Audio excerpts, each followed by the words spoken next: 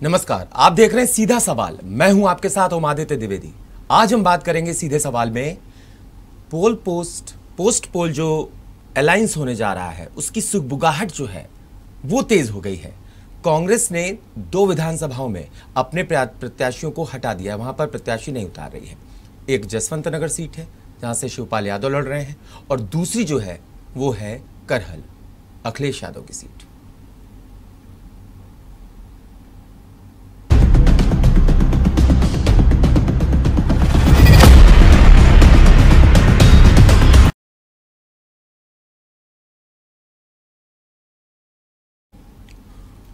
उत्तर प्रदेश विधानसभा चुनाव में सपा प्रमुख अखिलेश यादव को मैनपुरी की करहल सीट पर कांग्रेस ने वॉक ओवर देने का फैसला किया है।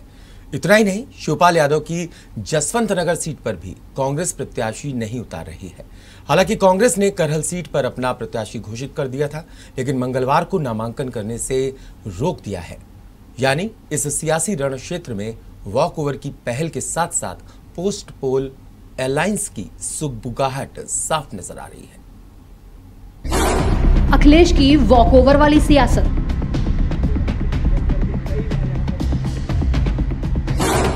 पोस्ट पोल अलायंस की सुगबुगाहट हुई तेज।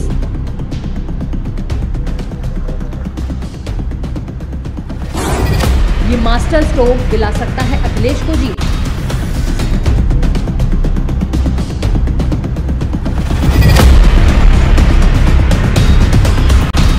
उत्तर प्रदेश विधानसभा चुनाव में कांग्रेस ने समाजवादी पार्टी के अध्यक्ष अखिलेश यादव और उनके चाचा प्रगतिशील समाजवादी के प्रमुख शिवपाल सिंह यादव के खिलाफ प्रत्याशी नहीं उतारे हैं।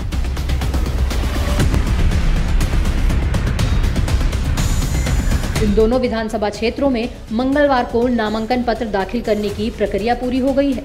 सपा अध्यक्ष अखिलेश यादव मैनपुरी जिले की करहल विधानसभा सीट से उम्मीदवार हैं, जबकि शिवपाल यादव इटावा जिले की जसवंत नगर सीट से चुनाव मैदान में है। करहल और जसवंत नगर दोनों ही सीट पर सपा को कांग्रेस समर्थन करेगी। ज्ञानवती यादव थी करहल विधानसभा से कांग्रेस कैंडिडेट। कांग्रेस ने अपनी पहली सूची में ही करहल विधानसभा क्षेत्र से महिला प्रत्याशी ज्ञानवती यादव को टिकट दिया था।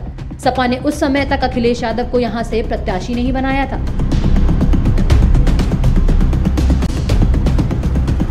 लेकिन अब अखिलेश यादव के चुनाव लड़ने के निर्णय के बाद कांग्रेस ने तय किया है कि वो उनके खिलाफ कोई भी प्रत्याशी नहीं उतारेगी। ऐसे में मंगलवार को ज्ञान देवी यादव को फोन करके कांग्रेस ने नामांकन करने से रोक दिया है। कांग्रेस सपा एक दूसरे के वास्ते।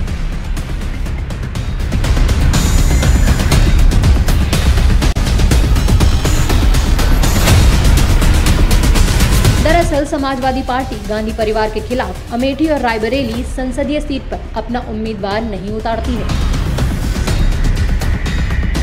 सपा ये काम साल 2009 के लोकसभा चुनाव से कर रही है। ऐसे में कांग्रेस ने भी सपा मैनपुरी में मुलायम सिंह यादव और आजमगढ़ में अखिलेश यादव के खिलाफ प्रत्याशी नहीं दिया था।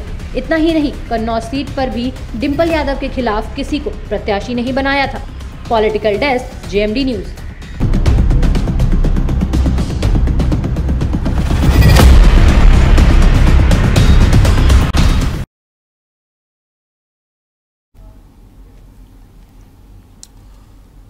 तो कांग्रेस ने 2 ऐसी विधानसभा क्षेत्र हैं उत्तर प्रदेश के जहां से अब अपने प्रत्याशियों को वॉकओवर करा दिया है, यानी वहां से प्रत्याशियों को हटा दिया है।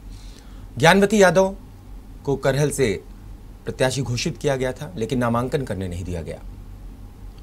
जसवंत नगर की बात करें, वहां से प्रत्याशी नहीं उतारा।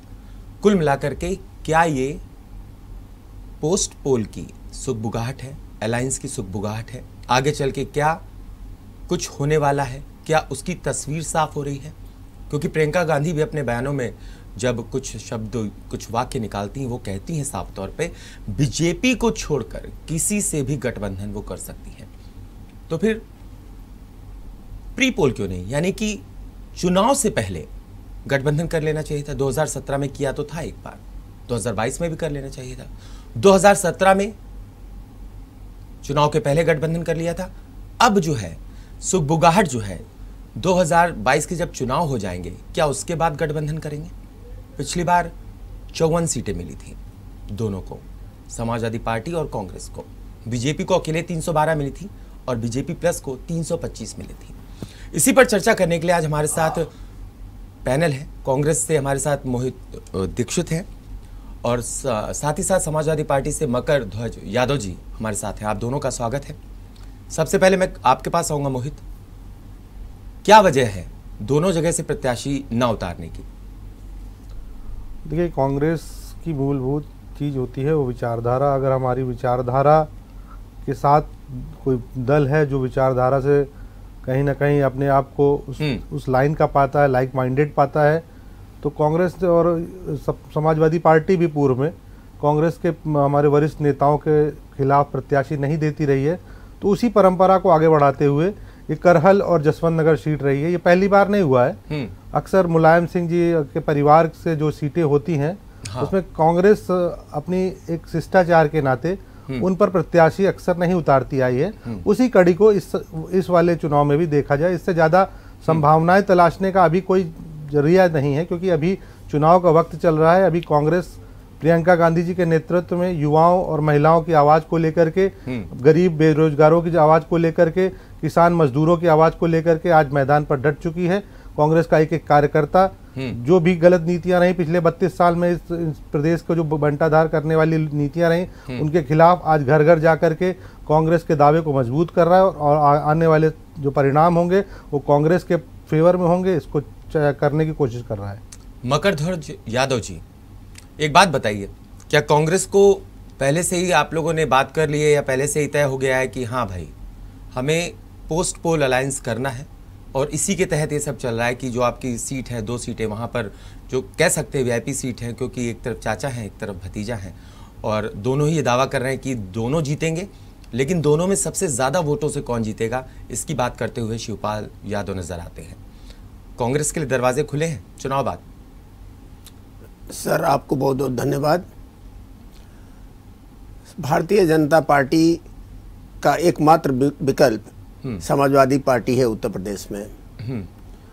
युवाओं, किसानों और लोगों की मूलभूत समस्याओं सरोकार समाजवादी पार्टी ने रखा और संघर्ष करती रही, और जिसके वजह से एक लहर है और समाजवादी पार्टी के पक्ष में।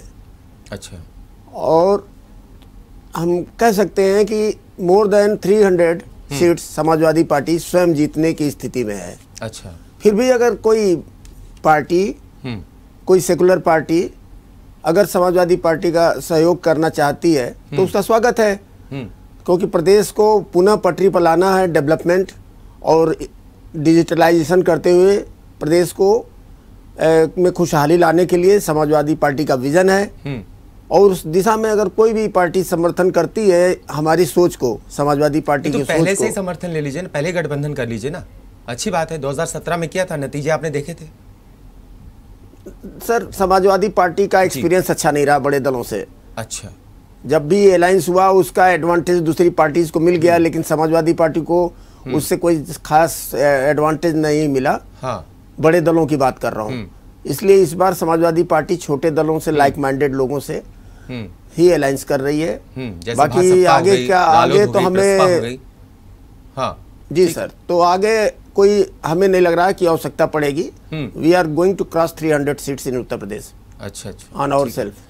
मोहित जी, ये तो कह रहे हैं आपकी जरूरत ही नहीं है, बड़े दलों से हम नहीं करेंगे समझौता। नहीं, आपने, मैंने पहले बोला कि आप सुगबुगाहट हो सकता है आपके तबके को लग रहा हो। हम अगर ऐसा कोई कांग्रेस, मैंने बोला कांग्रेस घर घर जा करके अपने प्रचार प्रसार कर रही है, अपनी नीतियों की, अपनी रीतियों की, और जो आप हमारा एजेंडा सेट किया है हमारी बहन प्रियंका गांधी ने कि हमको युवाओं को, हमको महिलाओं को 40% की संख्या में युवा और 40% की संख्या में महिलाओं को विधानसभा में देखना है, तो हम उसके लिए प्रयासरत है और घर घर जाकर के अपनी रीतियों को, नीतियों को बता रहे हैं। और जो पिछले कार्यकालों में सरकारों की जो विफलताएं रही हैं, विकास बिल्कुल बाधित हो चुका है। बेरोजगार युवक हर जगह लाठी खाता घूम रहा है। योगी जी तो कह रहे हैं बहुत विकास किया हमने, हर क्षेत्र में विकास किया।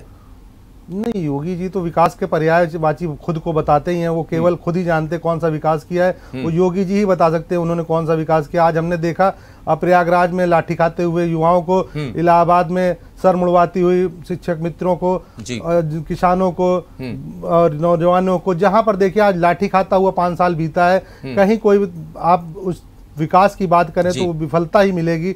तो ये योगी जी बता पाएंगे कि आज की तारीख में उन्होंने कहाँ विकास किया। किसानों की बात की मोहित जी, आपको बता दें आम बजट कल पेश हुआ है जिसमें किसानों के लिए बहुत सारी चीज़ें दी गई हैं, बहुत सारा धन अलॉट किया गया है। 2,37,000 करोड़ रुपए MSP दिया जाएगा, सीधे किसानों के खातों में वो धन आएगा। 1208 मीट्रिक टन गेहूं और धान सरकार खरीदेगी। 1,63,000 किसान इससे लाभान्वित होंगे। तो ऐसे में तो अच्छा काम करें, हाईटेक करने की बात कर रहे हैं PPP मॉडल के तहत। दूसरी तरफ बात की जाए, किसानों की भलाई की बात करते हुए नजर आ रहे हैं। किसानों के लिए ड्रोन की बात कर रहे हैं कि ड्रोन से किसानों को लैस किया जाएगा, और भी कई चीज़ें कह रहे हैं कि अब केमिकल मुक्त खेती होगी। तो कहीं ना कहीं किसानों की बात करते हुए नजर आ रहा है बजट में भी। तो किसानों को फिर निसंदेह ये बात करने वाली ही सरकार है, केवल बात ही करती है। आपको याद हो जिस दिन हमारे देश के प्रधानमंत्री आए थे और उन्होंने जो काले कानून थोपे थे, 13 महीने बाद जब उनको वापस लिया तो उन्होंने बोला कि हम MSP पर कानून के लिए बात करेंगे। और आप देख ले उस दिन से लेके आज इतने दिन हो गए हैं, लेकिन MSP पर ना कोई उन्होंने टीम गठित करी, ना ही किसी तरीके से किसान नेताओं से बैठकर कोई बात करी। तो ये केवल भ्रम और धूर्तता को फैलाने वाली सरकार है।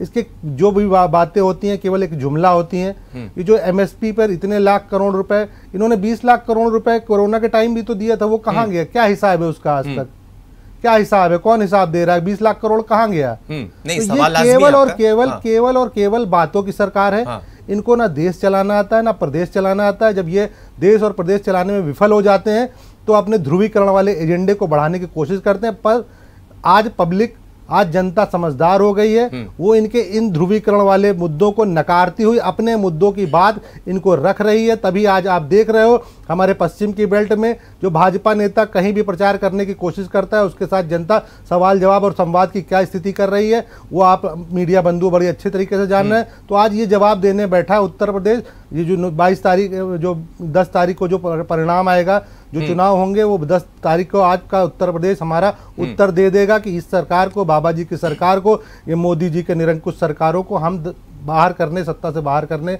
जा रहे हैं, और ये दिख भी रहा है। चलिए मोदी जी, आपने एक बात की, अभी पश्चिमी उत्तर प्रदेश की बात की, गन्ना किसानों की बात होती है, वहां पर जाटों की बात होती है, मुस्लिम वोटर्स बहुत है, 30% के आसपास है, 18 से 20% जाट है, 25% लगभग दलित आता है वहां से।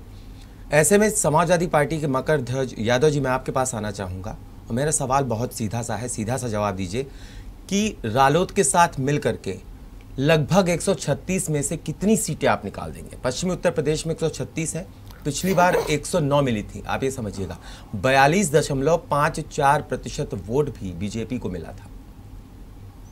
सर, जिस तरीके से काले किसान कानून ये बीजेपी की सरकार ने थोपने की कोशिश की थी, और अडानी जैसे लोगों ने, उनको लीक भी हो गया था, इसलिए उन्होंने बड़े बड़े गोदाम भी बनवा लिए थे, जो कि, और इस तरह से किसानों के ऊपर एक प्रहार किया गया था, आर्थिक रूप करने की प्रयास किया गया था। तो उससे किसानों में बहुत आक्रोश है पूरे देश में, विशेषकर पश्चिमी उत्तर प्रदेश का किसान। जिस तरीके से उसको उल्टा सीधा बका गया, मवाली, आतंकवादी, तरह तरह शब्दों प्रयोग करके उनको अपमानित किया गया, ये किसान भूला नहीं है। आज ये जो भी हेडलाइन बना ले, भारी भरकम हेडलाइन, ये करेंगे वो करेंगे, क्योंकि इन्होंने पहले भी कुछ नहीं किया। इन्होंने बहुत पहले कहा था कि 7 टेक्सटाइल पार्क बनेंगे 3 साल में, फिर बाद में ये हुआ कि नहीं 5 साल में 7 टेक्सटाइल पार्क बनेंगे, फिर बाद में पीयूष गोयल जी ने कहा नहीं 5 साल में बनेंगे, फिर उन्होंने कहा 7 साल में बनेंगे। तो ये लोग हेडलाइन मैनेजमेंट वाले लोग हैं, डेडलाइन कुछ नहीं बताते हैं, न पूरा करते हैं। जनता इनके हेडलाइन के झांसे में नहीं आने वाली है। और जाट पूरी तरीके से जो घटना हुई थी वो गाजीपुर बॉर्डर पर, उधर जितना लाठीचार्ज और किसानों को तमाम तरीके से अत्याचार किया गया, तो उसका बदला लेने के लिए और भाजपा को दंड देने के लिए पूरा जाट समुदाय और पूरा हिंदू समुदाय और मुस्लिम समुदाय सभी जनता एकदम तैयार है, बस 10 तारीख का इंतजार है। आप ही की सरकार थी उत्तर प्रदेश में और कैराना से हिंदू परिवारों ने पलायन कर लिया था, घर के बाहर लिख दिया था ये घर बिकाऊ है। ऐसी स्थिति में मुसलमानों पर कार्रवाई नहीं हुई थी, ऐसा रिपोर्ट्स भी कहती है। आपको नहीं लगता ये तुष्टीकरण की राजनीति है, समान व्यवहार नहीं करती आपकी सरकार? सर ये एकदम आरोप निराधार है। कानून का राज रहता है, ये तो कानून पर राज कर रहे हैं भारतीय जनता पार्टी में कि कस्टोडियल डेथ देखिए कितने थानों के अंदर और अभिरक्षा में जो डेथ हो रही हैं, ये तो कानून पर राज कर रहे हैं। कानून का राज कहाँ मानने वाले लोग हैं? बीजेपी के लोग। समाजवादी पार्टी की सरकार में कानून का राज होता है। जिन्होंने कोई भी कानून हाथ में लिया होगा उस पर कार्रवाई हुई होगी, और कार्रवाई हुई थी। ये टोटली पलायन, पाकिस्तान और पोलराइजेशन, ये इनका एक इशू बनाया है। डेवलपमेंट का इशू नहीं है, महंगाई का इशू बीजेपी नहीं रख रही है, और नहीं बेरोजगारी इन्होंने इशू। 4 करोड़ जो 2.5 करोड़ तो वो बेरोजगार है जो रजिस्टर्ड हैं, और 1.5 करोड़ बेरोजगार दे आर टेक्निकल मतलब अनएम्प्लॉयड पीपल, जो कि बीटेक और तमाम टेक्निकल कोर्स करके 1.5 करोड़ वो टहल रहे हैं यहाँ से वहां। उनके चेहरों पर हवाइयां उड़ रही हैं। रोजगार सृजित करने के लिए दिशा में इन्होंने कुछ नहीं किया। 60 लाख रोजगार सृजित करेंगे। सर वही headline management, they have done nothing in past. जो इन्होंने बात कही पहले, इन्होंने कहा था कि 1 करोड़ जो है टेक्सटाइल में ही इन्होंने सेक्टर में कहा था कि 1 करोड़ रोजगार देंगे। 4 लाख करोड़ इन्होंने आवंटित किया था केंद्र सरकार। इन्होंने कहा था 2014 में, कहा 2017 में वादे किए, फिर 2019 में जनता ने क्यों चुन लिया मोहित जी इनको? देखिए, अगर 2014, 2017, 2019 की बातें करें जी, तो उन बातों में जनता ने क्यों चुन लिया और जनता अब क्यों नहीं चुनने वाली, ये इस पे फोकस किया जाए। हाँ, जनता अब क्यों नहीं चुनेगी, इन पे आई है। हाँ, जनता ने क्यों चुन लिया, ये तो पास्ट रहा है 70 तो बात है। जनता क्यों नहीं चुनेगी ये बता दीजिए। अच्छा, जनता बिल्कुल नहीं चुनेगी। जनता आज देख रही है, जब आप 2 करोड़ रोजगार प्रति ईयर की बात कर रहे हो, अब आप 60 लाख और का जो झुंझुना दूसरा लेकर के आए, तो आप किस आधार पर भरोसा कर लेगी? आपने बोला था किसानों की आय 2022 तक हम दुगनी कर देंगे। किसानों की आय आज आधी हो गई है, आज खरीद दुगनी हो गई, उनकी फसल के लागत दुगनी हो गई। आप उनकी आय को दुगना करने जा रहे थे। आज किसान अपने बेचने के लिए दर मारा घूम रहा है। एमएसपी पे आप खरीद नहीं पा रहे, गन्ना किसानों के आप बकाया आज तक नहीं पे कर पा रहे हैं। तो ये देख रहा है, युवा देख रहा है कि जब उसको 1,41,000 फिर मैं करोड़ रुपया दिया ये केवल बोलने और आंकड़ों के आज के आज भी भुगतान लोगों का बाकी पड़ा है। आज भी गन्ना किसान अपने भुगतान के लिए दर घूम रहा है। आज भी गन्ना किसान को इस वर्ष का और पिछले वर्ष का भुगतान नहीं किया गया। तो योगी सरकार जो बोल रही है कि ये किया गया या नहीं किया गया, उनकी बातें केवल बोलने तक ही सीमित है। अगर यथास्थिति देखी जाए, सत्यता देखी जाए, तो उनकी शून्यता पाई जाएगी। हर मुद्दे पर वो विफल रहे हैं। तो आज लोग देख रहे हैं कि आप केवल ध्रुवीकरण, आप केवल पलायन और पॉलिटिक्स और पाकिस्तान और हिंदू मुसलमान ये सब करके ज़्यादा दिन तक नहीं आदमी को भ्रमित कर सकते हैं। आप जिन मुद्दों को लेकर के सरकार में आए थे, आप जिन बातों को लेकर के सरकार में आए थे, उन बातों को आपने कितना पूरा किया, आज ये जनता जानना चाहती है। जनता ये जानना चाहती है कि आप 2022 का चुनाव लड़ने के लिए तैयार बैठे हैं और आपने अभी तक अपनी पार्टी का घोषणा पत्र नहीं जारी किया। ये जनता जानना चाहती है। घोषणा पत्र नहीं जारी करोगे तो चुनाव जीतने के बाद जनता के लिए क्या तुम्हारी जवाबदेही होगी, ये तय कर लीजिए। भाजपा पहले ही जान चुकी है कि चुनाव हारने जा रही है, इसीलिए इस चुनाव में बिना घोषणा पत्र के चुनाव लड़ने जा रही है। आप समझिए इस बात को। अच्छा मोहित जी, 400 वंदे भारत ट्रेन की बात की जा रही है यहाँ पर, बताइए आप। 5.5 लाख करोड़ से इंफ्रास्ट्रक्चर तैयार होगा। आगे 25 सालों का ब्लूप्रिंट बजट में था, कल के बजट की मैं बात कर रहा हूँ, ठीक है। क्या अलायंस के आगे ये सारी चीजें पीछे हो सकती हैं? आप 1 साल आगे का लोगों को नहीं वो संतुष्ट कर पा रहे हैं। 25 साल का ब्लूप्रिंट आपको किसने बोल रखा? 25 साल का ब्लूप्रिंट हमें दिखाइए। हमें दिखाइए कि आप अगले क्षण हमारे लिए क्या लाभदायक चीजें लेकर के आने। बिल्कुल 0 शून्य लेकर के आए हैं। इसलिए ही आज लोग इनसे नाराज घूम रहे हैं। आज इस बजट का विरोध व्यापारी वर्ग करता घूम रहा है। आज इस बजट का विरोध हमारा जो बच्चा है, नवयुवक है, नौकरी लेने के लिए घूम रहा, वो करता घूम रहा है। और आप इसको केवल हेडलाइंस बनाने के लिए जो नए नए टैक्टिक्स लगा रहे हैं, इनसे अब कोई आपके झांसों में नहीं आने वाला। और आप आज जवाबदेह बनाने के लिए, आपको जवाबदेह देने के लिए तैयार बैठा, और आप जवाब नहीं दे पाएंगे तो अगली 10 मार्च को इसका नतीजा मिलेगा और 2024 में आगे का नतीजा भी मिलने को तैयार बैठा है। मकर ध्वज जी, आप ये कह रहे थे अभी कि पश्चिमी उत्तर प्रदेश में किसान जो है वो आपके साथ है, हालांकि आरएलडी भी आपके साथ है। अभी अमित शाह पहुंचे थे, आपको याद होगा, पश्चिमी उत्तर प्रदेश का दौरा किया, लगभग 250 जाट नेताओं से मुलाकात की। उसके बाद हवा का रुख कुछ बदला सा है, बीजेपी की तरफ है? नहीं सर, हर व्यक्ति अब समझदार है और जाट उस अपमान को भूले नहीं है। ये चाहे थूक लगाकर भी अगर पर्चे बांट रहे हैं तब भी उसका असर नहीं होने वाला है।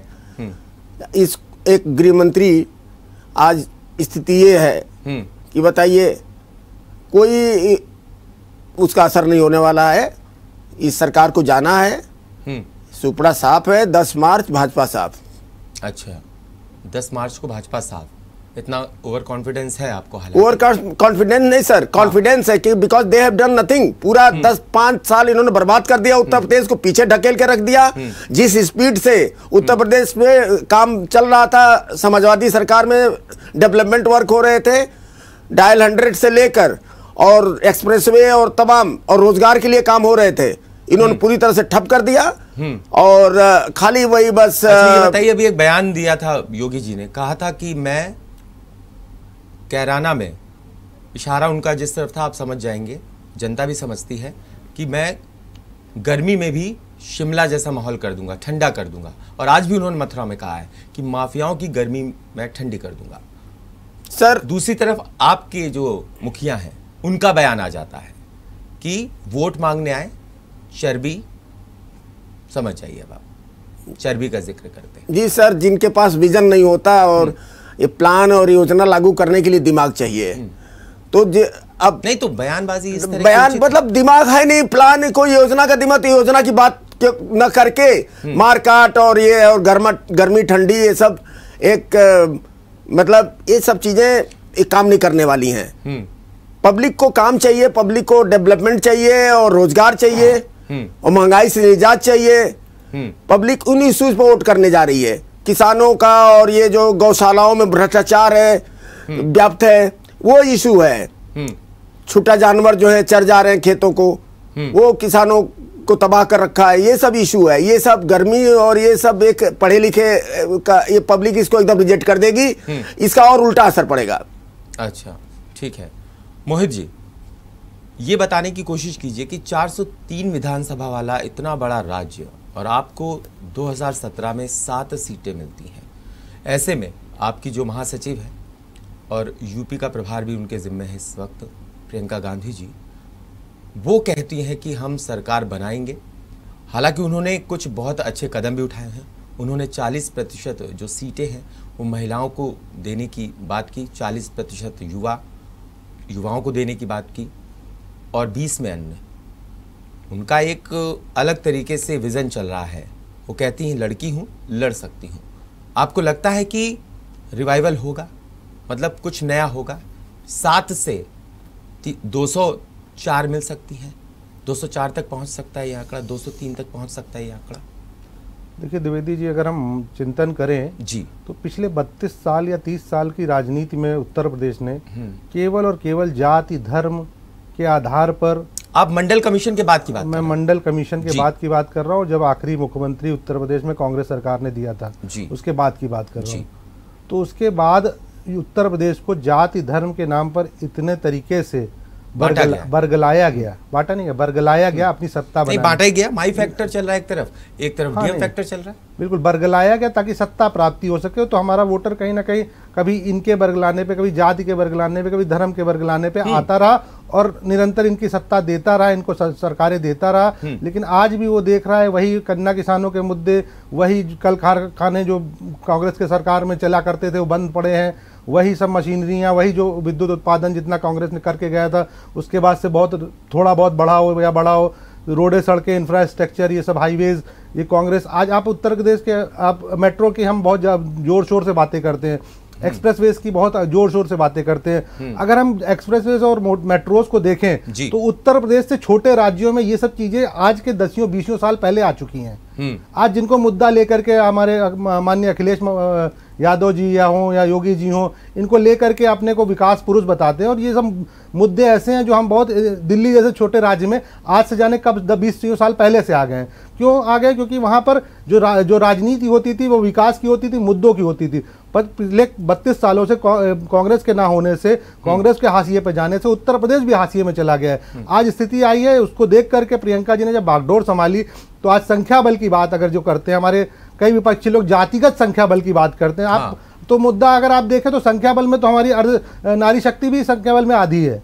तो आधी नारी शक्ति को अगर हम अगर उसको अधिकार नहीं देंगे तो हम संख्या बल में सामाजिक एकता की बात कैसे कर सकते हैं? हम आज युवा हमारे 60-70% युवा हमारे 40-45-60-55-50 के अंदर के हैं, वो 60% की संख्या में है।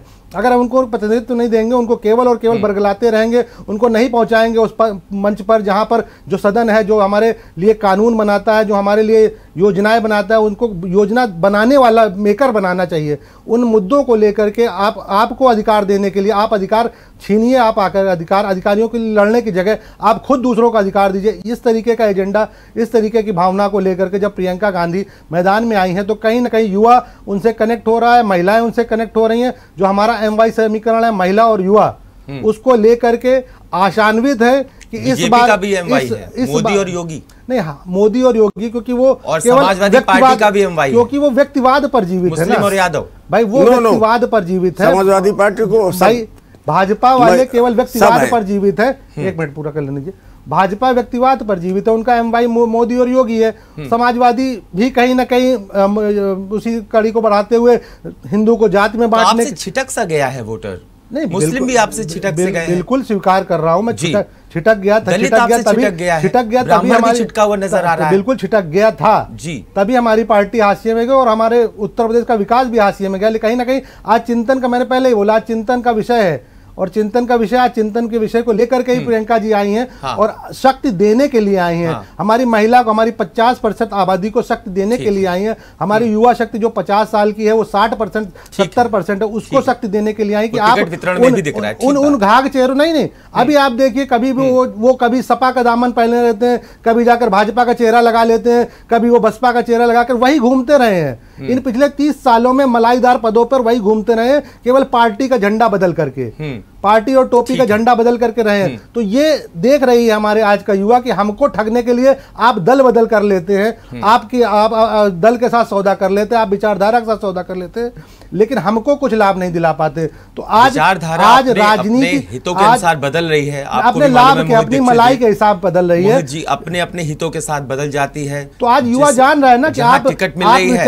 जहां मंत्री पद मिल रहा है वहां जाना चाहता है आदमी, दल बदल देता है, विचारधारा बदल जाती है अपने आप, क्योंकि आगे उन्हें बहुत कुछ नजर आता होता है अपने भविष्य की राजनीति में, कि भविष्य में वो दूसरे दल में कहां तक पहुंच सकते हैं। वक्त एक छोटे से ब्रेक का, जल्द होंगे हाजिर, आप देखते रहिए सीधा सवाल। तो पोस्ट पोल अलायंस की सुगबुगाहट की हम बात कर रहे हैं, हालांकि कई बयानों की बात कर रहे हैं, और भी कई ऐसे एंगल हैं जिन पर हम चर्चा लगातार कर रहे हैं। मकरध्वज यादव जी, मैं सीधा आपके पास आना चाहूंगा और आपसे ये पूछना चाहूंगा, 2017 में तो आपने कर लिया था गठबंधन चुनाव से पहले, अब 2022 में ऐसी सुगबुगाहट है कि आप कर सकते हैं गठबंधन, आपको समर्थन दे सकती है कांग्रेस, लेकिन क्या 2017 के परिणामों ने आपको डरा के रखा है कि चुनाव से पहले गठबंधन नहीं करेंगे, अलग से लड़ेंगे, चुनाव के बाद देखा जाएगा, अगर सीटें कम पड़ती हैं तो आइए कांग्रेस, आपका स्वागत है। सर 2017 और 2019 दो बड़े दलों से, 2017 में भी और 2019 में से अलायंस समाजवादी पार्टी ने किया था, और सर उसका एक्सपीरियंस पॉजिटिव नहीं रहा, और इसलिए इस बार समाजवादी पार्टी छोटे छोटे दलों से अलायंस करके चुनाव लड़ रही है। अच्छा, जो लाइक माइंडेड हैं, और ये 100% जो रुझान है और जो लहर है उस हिसाब से हमें कोई सरकार अपने बल पर ही बना रही है, समाजवादी पार्टी बनाने जा रही है। फिर भी अगर कोई लाइक माइंडेड पार्टी है, सेकुलर पार्टी अगर समर्थन देती है आफ्टर पोल, तो कोई बात नहीं, स्वागत है। समाजवादी पार्टी अगर कोई समर्थन करता है नीतियों और डेवलपमेंट और तमाम मुद्दों पर, अगर वो समर्थन देता है तो समर्थन लेने में कोई ऐसा दिक्कत नहीं है। तो कांग्रेस तो आपकी विचारधारा से कहीं ना कहीं सहमत भी तो नजर आती है सर। कुछ कांग्रेस और भारतीय जनता पार्टी का जो कुछ संतुष्ट नजर आती है, तभी तो पिछली बार हो गया था गठबंधन चुनाव के पहले। लेकिन सर उसका अनुभव अच्छा नहीं रहा। अच्छा, तो इस बार फूंक फूंक के कदम रख रहे हैं आप? कुछ ऐसे इश्यूज हैं जिसमें कांग्रेस और बीजेपी के कुछ जैसे आर्थिक इश्यूज हैं, वो जो कांग्रेस ने जो जो इश्यूज ले आई थी ये प्राइवेटाइजेशन वगैरह का, हाँ, वो बीजेपी उसी को फॉलो कर रही है। हाँ, बीजेपि सर उसी को फॉलो कर रही है। उदारीकरण एंड ग्लोबलाइजेशन की आप बात कर रहे हैं? नहीं sir, I am not talking about globalisation, I am talking about क्या नाम है, प्राइवेटाइजेशन। प्राइवेटाइजेशन की चलिए प्राइवेटाइजेशन, और इसकी शुरुआत उन्होंने की थी कांग्रेस ने, और भाजपा उसी को आगे बढ़ा रही है। तो ये जो थोड़ा सा पूंजीवादी व्यवस्था की तरफ ढकेलने वाला काम वो कांग्रेस के समय ही स्टार्ट हो गया था जो। हाँ, तो उसी कांग्रेस को मानते हैं इसके लिए। कैपिटलिस्टिक सोच जो है वो वहीं से प्रारंभ हुई, अब उसी को ये बीजेपी आगे बढ़ा रही है। तो ये थोड़ा सा, बाकी ये है कि सेकुलर पार्टियां, अगर कोई सेकुलर पार्टी अगर समाजवादी पार्टी के साथ देती है तो कोई दिक्कत नहीं। राहुल गांधी का बयान आया है। जी सर, आज भी राहुल गांधी का बयान आया है जी। संसद भवन में उन्होंने कहा है कि हम गरीबों की पार्टी, हम गरीबों के साथ हैं। उसने डिफाइन भी किया है गरीब हिंदुस्तान को। अब सर गरीबों पार्टी है वो, उस पर हमें कुछ ज़्यादा नहीं कहना है, क्योंकि जो पार्टी काम करती है और जो बोलती है वो पब्लिक उसको कंपेयर करती है। चलिए ठीक है, मैं मोहित दीक्षित के पास आना चाहूँगा। मोहित, समाजवादी पार्टी साफ तौर पे आपको कुछ चीज़ों के लिए जिम्मेदार मानती है, वहाँ पर विचारधारा मैच नहीं करती है। 2017 में आप अलायंस कर लेते हैं, हालांकि आपका प्रदर्शन इतना अच्छा नहीं रहता, 7 सीटें आप पाते हैं, ठीक है।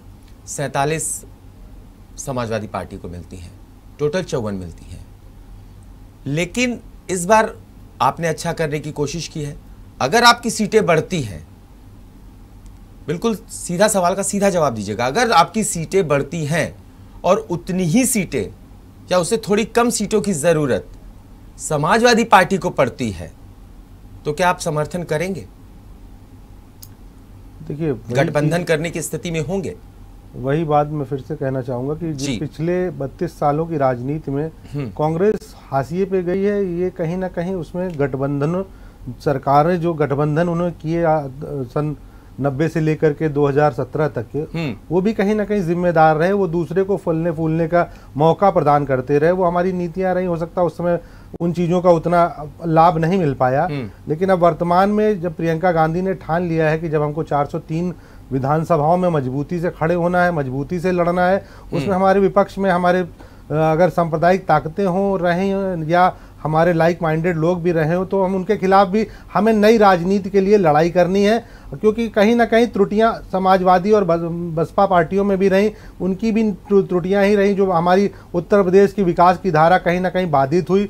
कहीं ना कहीं समाजवादी सरकारों ने ऐसे काम कर दिए, ऐसी चीजें दे दी कि भाजपा को आज बोलने का मौका मिल रहा है। ऐसा ही बसपा ने भी कहीं ना कहीं जातिवादी, वर्णवादी, अगर आप देना चाहें उदाहरण, समाजवादी पार्टी ने ऐसा क्या कुछ किया है, क्या कुछ कहा है जिससे बीजेपी को मुद्दा मिल जाता है, पका पकाया मुद्दा मिल जाता है, जिससे वो वोटर्स को अपनी ओर रिझा सकते हैं, रिझा लेते हैं? नहीं, कभी देखिए, बेसिक आज की तारीख में भाजपा के पास अगर कोई मुद्दा है, क्योंकि विफलता उनकी चरम पर पहुंच चुकी है, तो उनको केवल और केवल ध्रुवीकरण का ही एक सहारा है। तो आज की तारीख में ध्रुवीकरण लेकर के जो बयानात हो जाते हैं, ध्रुवीकरण के लेकर के, अगर गलत तथ्यों को लेकर के, बयानात को लेकर के, या लॉ एंड ऑर्डर की व्यवस्था को लेकर के अगर बात की जाती है, जैसे आपने पलायन का मुद्दा उठाया था, तो पलायन के मुद्दे को या मुजफ्फरनगर कांड को लेकर के अगर अगर ढंग से उसको डील किया गया होता, तो आज भाजपा के पास वो सब मुद्दे ना हो, तो जिसको लेकर के हमारे गृह मंत्री गली गली घूम रहे हैं। आज गृह मंत्री फिर उस आग को बढ़ाना चाहते हैं, उस आग को लगाना चाहते हैं, क्योंकि भाजपा का काम ही आग लगाना है, क्योंकि आग लगाने से ही उनको लगता है शायद तपिश आएगी, और तपिश ही उनको पसंद है।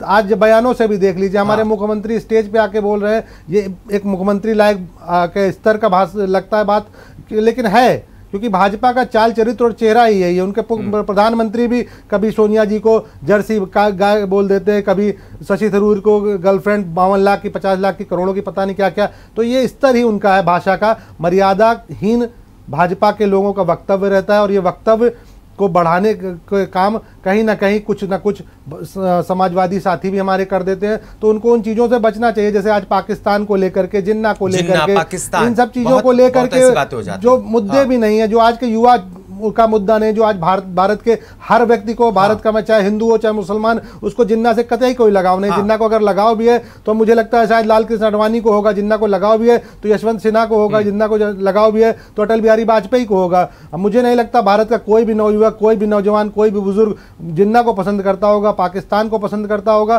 पाकिस्तान को नीतियों को लेकर के अगर बात करी जाए तो नवाज शरीफ के यहाँ हमारे देश के प्रधानमंत्री जाते हैं, नवाज शरीफ को अपने सेरेमोनियल पदग्रहण में बुला लेते हैं बिना मतलब का।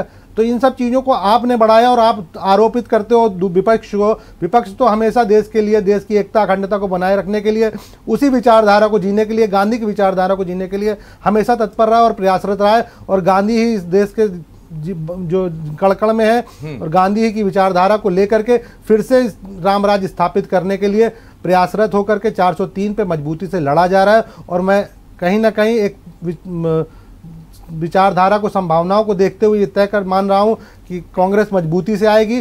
और आपकी बात जो रही, कहीं ना कहीं अगर जरूरत पड़ी तो जो हमारे समान विचारधारा वाले लोग हैं उनको ले करके हमारी विचारधारा का जो हमारे एजेंडा है, हमारा युवा का एजेंडा है, हमारी महिलाओं का एजेंडा है, इनको ताकत देने वाले एजेंडे पर काम करने वाली सरकारें को ही समर्थन किया जाएगा। ये हमारी तरफ से, हमारे राष्ट्रीय नेतृत्व और हमारी प्रदेश की प्रभारी प्रियंका जी की तरफ से ये बिल्कुल तय है कि अगर हम किसी से गठबंधन करने भी जा रहे हैं, अगर ऐसी कोई स्थिति भी आ रही है तो हमारे MY, हमारी महिला और युवा के जो हमारे एजेंडे को मजबूती प्रदान करेगा, हम उन लोगों के साथ ही गठबंधन करेंगे। अन्यथा हम विपक्ष में बैठने के अगर हमारी जनमत मिला तो वो भी उसके लिए स्वीकार है, या हम सरकार में आते हैं तो वो उसको अपने एजेंडे को लागू करके इस प्रदेश को पुनः विकास के पथ पर ले जाने के प्रयास करेंगे। ठीक है, मकर ध्वज जी, आपके पास आना चाहूंगा। कांग्रेस तो आपके साथ आना चाहती है, अगर सीटें बढ़ती हैं और आपको जरूरत पड़ी तो आपकी मदद भी करेगी सरकार बनाने में। विचारधारा का यहाँ पे सवाल खड़ा हो रहा है, विचारधारा कैसे मिलेगी? बहुत सारी चीजें तय होती हैं, जो जैसे कि आपने करहल और जसवंत नगर सीट पर तो कांग्रेस ने बड़ा दिल दिखा दिया कि यहाँ हम अपना प्रत्याशी नहीं उतारेंगे समाजवादी पार्टी अलायंस के खिलाफ, समाजवादी पार्टी प्लस के खिलाफ। लेकिन चुनाव के बाद अगर ऐसी स्थिति बनती है जब किंग मेकर की भूमिका में अगर कांग्रेस आई, तो क्या आप कांग्रेस से समझौता करके सरकार बना लेंगे, या फिर सरकार नहीं बनाएंगे और कहेंगे नहीं, हम कांग्रेस की विचारधारा से कोई मतलब नहीं रखते हैं, कोई सरोकार नहीं रखते हैं? सर, जो ग्राउंड रियलिटी है आज प्रदेश में, और जिस तरीके से युवाओं के लिए और बेरोजगारों के लिए, किसानों के लिए समाजवादी पार्टी ने संघर्ष किया विपक्ष में रहते हुए, और अपने कार्यकाल में जिस तरह से इनोवेटिव आइडियाज, नए नए डेवलपमेंट के काम किए थे, वो सब पब्लिक देख के, पब्लिक पूरी तरीके से समाजवादी पार्टी के साथ है।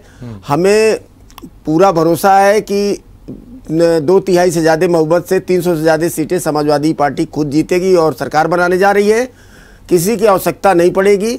लेकिन अगर बाहर से कोई लाइक माइंडेड पार्टी अगर समर्थन करना चाहेगी तो ठीक है, उसमें बाकी समाजवादी पार्टी, सर एक बात और कहना चाह रहा हूँ कि समाजवादी पार्टी महिलाओं की सबसे बड़ी हितकारी पार्टी है, क्योंकि कन्या विद्याधन और तमाम योजनाएं, लैपटॉप वगैरह लड़कियों को मिला, छात्राओं को, तो तमाम योजनाएं चलाया था समाजवादी पार्टी सरकार में महिलाओं के लिए। लेकिन हाँ, समाजवादी पार्टी महिलाओं को चाहती है, उनके हित को चाहती है, लेकिन हारने के लिए नहीं टिकट देगी। उन्हीं महिलाओं को टिकट देगी जो जीत सके। तो गठबंधन की बात हमें कोई 100% मैं कह रहा हूं कि कोई आवश्यकता समाजवादी पार्टी को नहीं पड़ेगी। वो अपने बल पे ही सरकार, नहीं अभी आपने बीच में एक बात कही भारी मतों से और मोर देन 2/3 मेजॉरिटी स्वागत है, तो और एक तरफ आप कह रहे हैं 300 के पार, 203 ही तो चाहिए कि नहीं? अगर इसके बाद भी कोई जरूरत नहीं पड़ेगी, 300 से पार है समाजवादी पार्टी, वो 100% वो उस पर मैं कायम हूँ, वही होना है। लेकिन अगर लाइक माइंडेड पार्टी है और इसके बाद भी अगर कोई अपना सहमति व्यक्त करती है तो उससे कोई दिक्कत नहीं है। अच्छा, ठीक है। मोहित, इस बार जो कांग्रेस है एक नए फ्लेवर में नजर आ रही है। जहां तक मैं देख रहा हूं, इस बार प्रत्याशी उतारने में फूंक फूंक कर कदम रखे जा रहे हैं। जैसे अगर बात की जाए गोविंदनगर विधानसभा की, कांग्रेस की गोविंदनगर विधानसभा क्षेत्र से करिश्मा ठाकुर को पुनः मौका दिया गया है। वहीं बात की जाए कल्याणपुर से, तो खुशी दुबे की बड़ी बहन नेहा तिवारी को वहां से प्रत्याशी बनाया है कांग्रेस ने। कांग्रेस इस बार फूंक फूंक कर कदम रख रही है। क्या लगता है आपको, कितनी सीटें मिल जाएंगी इस बार आपको? देखिए, कांग्रेस आपका जो विश्लेषण है क्या कहता है? नहीं, विश्लेषण नहीं, जनता अगर जनता के मुद्दों को जनता के बीच में अपनी बात जा करके रखी जाएगी और जनता से कनेक्ट किया जाएगा, तो मैं पूरा आशान्वित हूं कि इस बार जनता कांग्रेस को पसंद करके कांग्रेस की सरकार उत्तर प्रदेश में स्थापित करने का काम करेगी। आपने खुशी दुबे का नाम लिया, साथ में खुशी दुबे की बहन के साथ साथ मैं याद दिलाऊंगा आशा सिंह जी हैं, जो रेप पीड़िता जो उन्नाव की है, उनकी माता जी हैं। अर्चना गौतम है, जो आज भी ट्रोल की जा रही है भाजपा की कुंसित मानसिकता से कि महिलाओं के प्रति उनके लोगों की ट्रोल्स की क्या सोच है। आज निदा खान जी संभल की मजबूत सीट पर एक उभरता चेहरा, जो एक समाज के उस अंग से आया हुआ है, जो लड़ना जानता है, जिसने मुद्दे उठाए हैं लोगों करके। तो इस तरीके से कई उदाहरण में ये आज है, और हर वो चेहरा जो कहीं ना कहीं पिछले सरकार में अन्याय का सहता हुआ दिखा है, अन्याय से पीड़ित दिखा है, उनकी आवाज़ बनकर आप चाहे हाथरस हो, चाहे लखीमपुर हो, चाहे सीतापुर हो, चाहे बहराइच हो या बुलंदशहर हो, जहां पर भी हो, आपको प्रियंका जी जाती दिखी हैं, पहुंचती दिखी हैं। प्रियंका जी ने उनके लिए संघर्ष करते दिखा है। सोनभद्र भी भूला जा रहा हूँ, सोनभद्र के जिस परिवार को नहीं, सोनभद्र में जिस आदिवासी परिवार को का तहस नहस किया गया, हत्याकांड हुई, उस परिवार के लड़के को भी टिकट देने का कांग्रेस ने काम किया। तो कांग्रेस हर अत्याचार को सहन करने वाले व्यक्ति को चाहती है आज की तारीख में विधानसभा में वो व्यक्ति पहुंचे जो इस अत्याचार को झेला हो, जो जानता हो अत्याचार जनता की मांग क्या होती है, वो युवा जो लाठियां खाता रहा हो, वो महिलाएं जो हर जगह जिनकी अस्मिता और जिनकी इज्जत तार तार किया गया हो, चाहे वो ऋतु सिंह हो जो लखीमपुर खीरी में नामांकन दाखिल करने गई और उनकी साड़ी खींचते हुए आपके मीडिया के माध्यम से हम लोग सब लोगों ने देखा। तो आज ऋतु सिंह भी चुनाव लड़ रही हैं, आशा सिंह भी चुनाव लड़ रही हैं, खुशी दुबे वो बेटी जो 15 महीने से पिछले पता नहीं किस आरोप की सजा झेल रही है, वो आरोप जो उसके घर में उसके पति ने किया, जो आरोप उसके रिश्तेदारों ने किया, जो 2 दिन की व्याख्या को आज भी जेल में रखा गया। आज भी लोग नहीं जान पा रहे हैं वो किस लिए जेल पे है, किस कारण जेल में है, सरकार की किस मानसिकता के कारण जेल में है। तो इन सब चीज़ों को लेकर के हम ताकत देना चाहते हैं विधानसभा में। वो चेहरे पहुंचे, वो लोग पहुंचे जो सच में चाहते हैं, समाज का वो वर्ग हो जो सच में ताकत चाहता हो, ताकत देना चाहता हो, ताकत को वैल्यू जानता हो, ना कि वो चेहरे जो केवल सत्ता की मलाई खाने के लिए विधानसभा पहुंचते हैं और मलाई खाने के लिए कभी इस दल में कभी उस दल में केवल दलदल करते हैं और सत्ता को दलदल का रास्ता बना देते हैं। चलिए ठीक है। तो कहीं ना कहीं प्रियंका गांधी एक स्वच्छ राजनीति के लिए, एक सार्थक राजनीति के लिए प्रयासरत है, और मैं विश्वास मान के चल रहा हूं कि इस बार जनता भी कहीं ना कहीं उनका साथ देगी। ठीक है मोहित, वक्त इतना ही था हमारे पास। मोहित दीक्षित आपका शुक्रिया, मकरध्वज यादव जी आपका शुक्रिया। वक्त इतना ही था सीधा सवाल में। तो बात सीधी सी है कि हाँ, सीटें बढ़ी, जरूरत पड़ी तो समाजवादी पार्टी कांग्रेस के साथ मिलके 10 मार्च के बाद सरकार उत्तर प्रदेश में बना लेगी, अगर ऐसी स्थिति बनती है। लेकिन चुनाव से पहले जो 2017 में स्थिति देख चुके हैं बड़े दल के साथ अखिलेश यादव यानी कि कांग्रेस के साथ गठबंधन करके, वो स्थिति नहीं लाने देना चाहते हैं। 2019 में मायावती के साथ गठबंधन किया था लोकसभा चुनाव में, वो स्थिति नहीं लाने देना चाहते थे। इसी वजह से 2022 में प्री पोल नहीं किया गया।